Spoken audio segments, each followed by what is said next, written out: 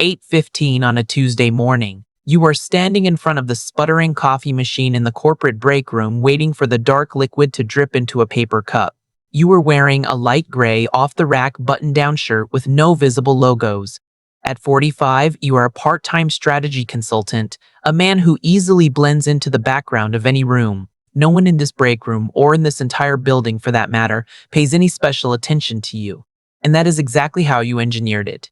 From down the hall, heavy footsteps approach. A hand slaps your shoulder. It is Richard, your regional director. He is wearing a custom-tailored suit, the sleeve perfectly rolled back just enough to reveal the polished gleam of a brand-new Rolex Submariner. Richard laughs loudly, complaining about how much premium gas his Porsche 911 is burning through in this inflationary economy. He gives your shoulder another squeeze, reminding you to put your nose to the grindstone if you want to secure that end-of-year bonus. You do not argue. You do not show annoyance. You simply smile, nod in agreement, and compliment his watch. Richard talks for 5 more minutes, delivering a monologue about the importance of hard work, visual success, and corporate loyalty, before rushing off to an executive meeting. He has no idea about the reality of the situation. During the exact 5 minutes he stood there lecturing you about wealth, your portfolio quietly generated about $250 in interest.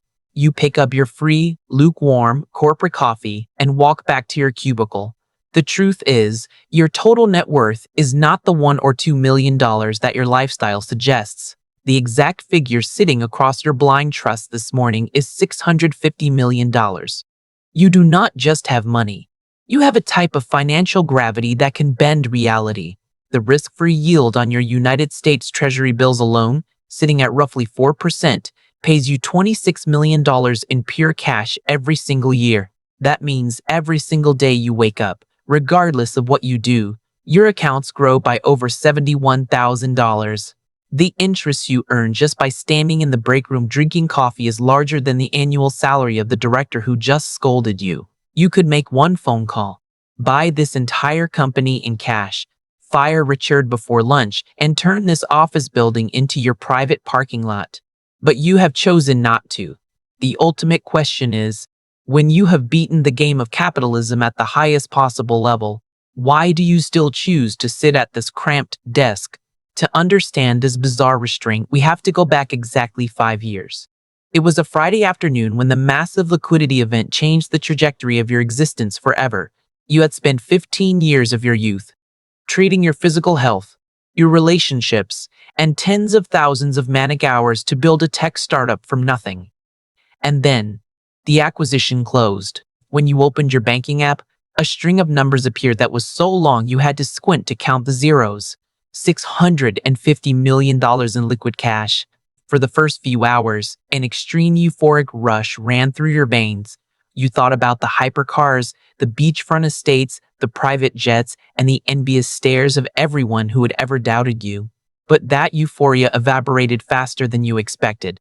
In its place, a deep, chilling paranoia began to take hold. That evening, the veteran wealth advisor you hired from a top-tier family office looked across the mahogany table and told you something you would never forget. He said, "You are no longer a normal human being. You are a small country.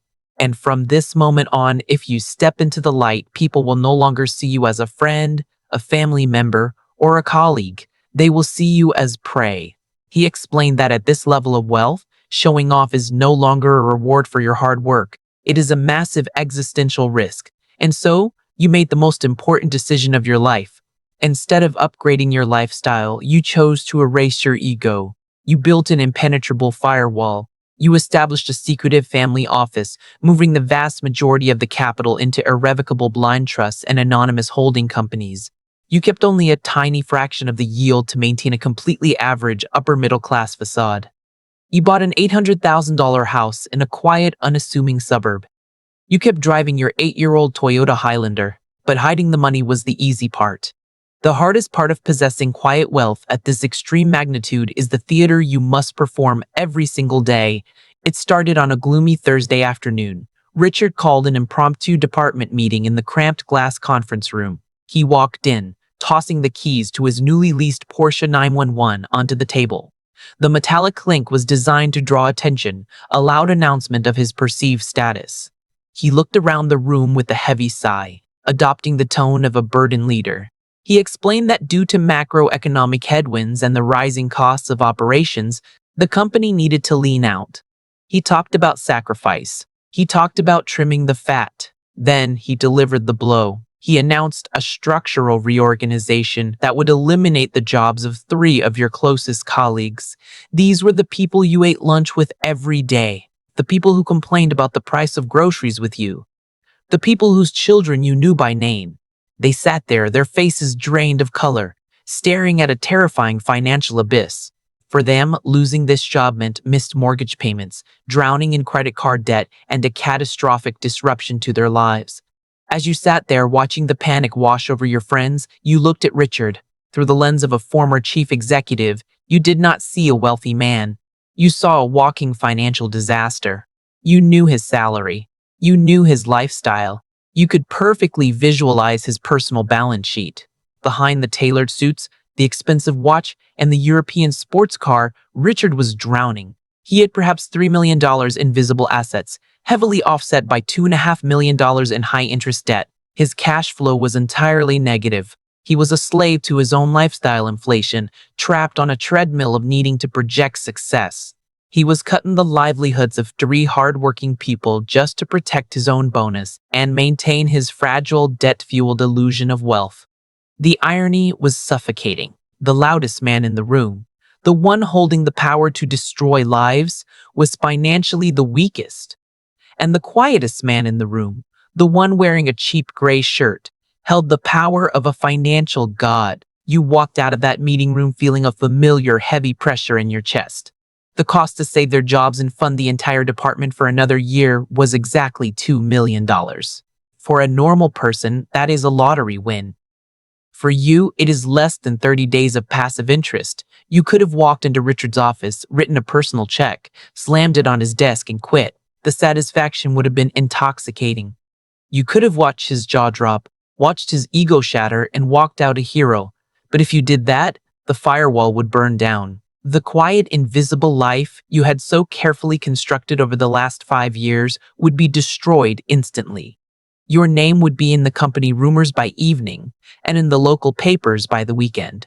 The financial ecosystem you built to protect your peace of mind would collapse under the weight of sudden, blinding attention. You returned to your desk, opened your laptop, and stared at the blank screen. This was the ultimate stress test of your philosophy. Does having absolute power mean you have to use it loudly? Or is there a way to alter the fabric of reality without ever leaving a fingerprint? You picked up your phone, walked out to your dusty 8-year-old Toyota parked at the far edge of the lot, and made a single phone call. It was not to Richard. It was to the lead trustee of your family office. You did not use emotion. You used infrastructure. You instructed your wealth manager to initiate a rapid deployment of capital. $5 million was quietly unmoored from a low-yield treasury bond inside one of your blind trusts. Over the next 48 hours, that money flowed through a series of anonymous holding companies, crossing state lines and legal jurisdictions, completely untraceable to your name. The target was not your own company. That would be too obvious. Instead, the capital was used to aggressively acquire a controlling stake in a mid-sized logistics firm. This specific logistics firm happened to be the most vital, irreplaceable client of Richard's regional branch. You did not buy the company you worked for. You bought their biggest customer. The mechanics of extreme wealth are rarely about spending money. They are about positioning capital to create leverage. By Monday morning, the board of the logistics firm, now operating under the silent directives of your shell company, sent a formal, non-negotiable notice to Richard's executive team. The message was simple. They were renewing their massive annual contract, but with one strict stipulation. If our firm terminates, reassigns, or alters the compensation of a single person on the current account management team, they will immediately void the contract and pull all their business. The room went completely silent. No one breathed. And then, the collective exhale of sheer relief swept through the space.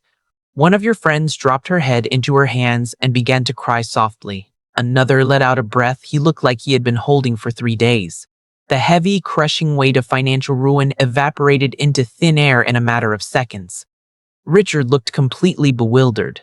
His ego was visibly bruised in real time. He could not understand why a massive, faceless board of directors would suddenly care so deeply about three mid-level employees at a vendor firm. He muttered something about strange corporate politics, crumpled the paper, and retreated to his office, shutting the door heavily behind him.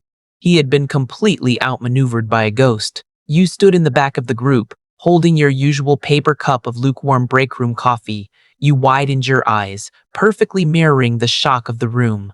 You walked up to your coworker, patted him on the shoulder, and smiled. "Looks like a miracle," you said, your voice perfectly tuned to the frequency of average, middle-class relief. You acted just as happy and surprised as everyone else. No one in that room knew. Richard locked himself in his office, completely unaware that the financial deity who had just forcefully rewritten his destiny was standing 30 feet away, sipping terrible coffee. The $5 million you deployed through the holding company had done its job flawlessly. It had moved through the shadows, altered the power dynamic of two entire corporations, protected your friends, and then vanished back into the complex web of your family office. And it did all of this without leaving a single fingerprint. You walked back to your cubicle, sat down in your cheap ergonomic chair, and looked at the blank screen of your laptop.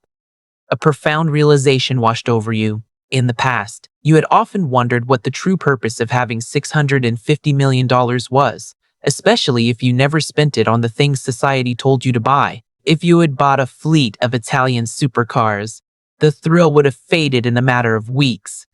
If you had bought a 50-room mansion on a cliff, it would have just become an expensive, empty hotel. But this feeling, the power to bend reality, to save families from the abyss, to correct an injustice, and to do it so invisibly that the universe just looks like it experienced a happy coincidence, that was a high that would never, ever fade. Your money was no longer just a digital number compounding on a screen. It was not a tool for consumption. It had evolved into a living, breathing infrastructure, an unkillable machine that quietly hummed in the background of reality. The $5 million you used to buy the logistics firm would now generate its own dividends, which would flow back into your blind trust, generating even more interest. The system was perpetual.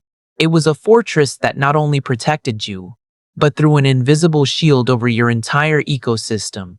At 5 o'clock, you packed your laptop into your worn-out backpack and walked out of the building. You walked past Richard's gleaming debt-financed Porsche 911 in the VIP parking spot and continued to the far end of the lot. You got into your dusty 8-year-old Toyota Highlander.